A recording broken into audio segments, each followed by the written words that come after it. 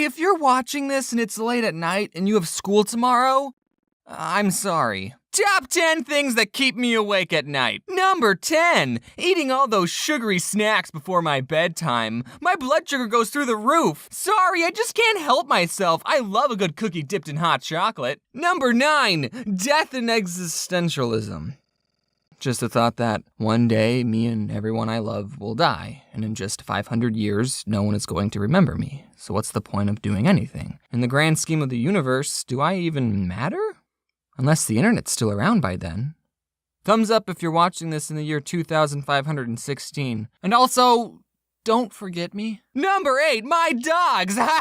My dogs just love to sleep on my bed every night. And you see, I sleep on a twin-size bed, which is a stupid name for a bed that can fit one person. And I'm actually a twin, so I'm allowed to sleep on those. And I'm not on the below average side of the height spectrum, so I cover about 110% of the bed. And if me and my dogs are both cognitive enough to plan something out, maybe we could set up a system. I mean, they're pretty small dogs. I did the math. They should be able to fit. But my dogs have found that the most comfortable part of the bed is right dead center in the middle. So I just gotta finagle my way into a comfortable position, and if the dog leans up against you or sits on your leg, then you're obligated by dog law not to move because you might disturb the dog, and you love them too much to do that. And my bed is right next to a window, so I sometimes open the blinds so they can look outside, and so they're both right next to my face. But then in the morning, if there's another person or God forbid another dog outside, then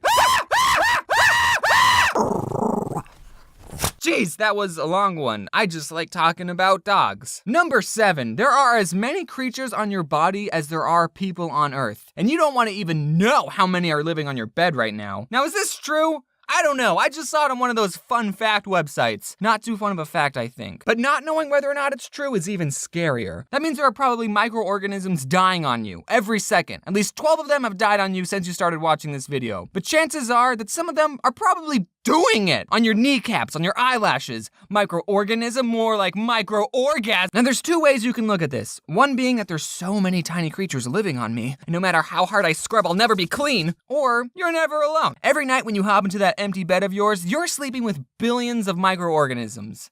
You slut. Number 6, they never caught the Zodiac Killer. I know he was around in the 70s, but if he was in his 20s in the 70s, that means he's only in his late 60s, early 70s right now. He can still be out there. Who knows what he could be doing? Maybe even failing at running for president. Ugh. And also, according to some conspiracy theories, they never caught John Wilkes Booth. Maybe Booth wants to get revenge. Maybe he's had enough and now he wants to run for president. Number 5, fractals. What are those, you ask? Imagine you're a farmer and you have infinity fence posts to build a closed pen for your animals, and you have to use all the fence posts. And you think, well, first off, that's physically impossible. If I have infinity fence posts, then I can't use all of them because I'll always have more. Hey, while you're complaining and theorizing over there, I just built your stupid pen and it looks like this. This is a fractal, children. It's a closed shape with an infinite perimeter. What? What? Infinite perimeter? But I can see it, I can measure it. Oh no, shut up. You're not looking close enough. Let's zoom in. Basically, you can zoom up on this pattern forever. That's just what a fractal is. So since no matter how much you zoom up on this shape, it will always repeat itself. The perimeter of this shape, or the fence you use to make it, is infinite.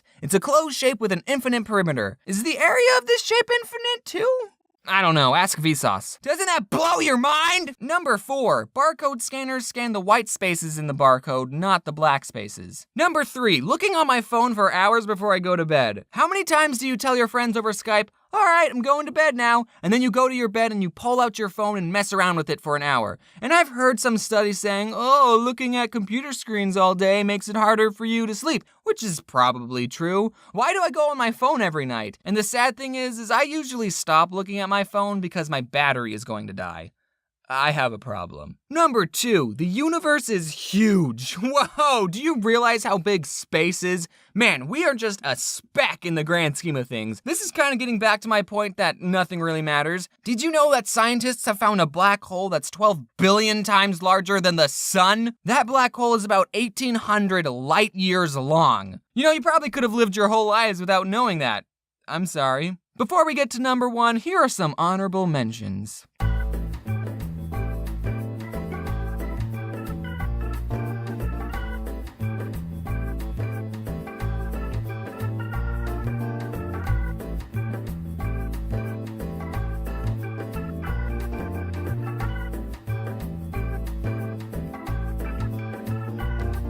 And the number one thing that keeps me awake at night is YouTube is not a stable job. Because of how long it takes me to make a video, I can't really give my opinion on YouTube drama. Heck, I'm still working on my Fine Bros rant. So a lot of you probably know YouTube took away some creators' monetization on videos for not being advertiser friendly, and they weren't even telling them about it. Now I'm a pretty innocent PG-rated channel, so I didn't get affected by this new change at all. See you later, scrubs! But dang it, if this shows us anything, is that YouTube does not care too much at what's making their website profitable. What's stopping YouTube from saying, hey, we're gonna take 90% of your ad revenue and all your titles have to say YouTube is great in them. And yeah, if YouTube makes bad business decisions, then they'll be out of business. But so will I. So that keeps me awake at night.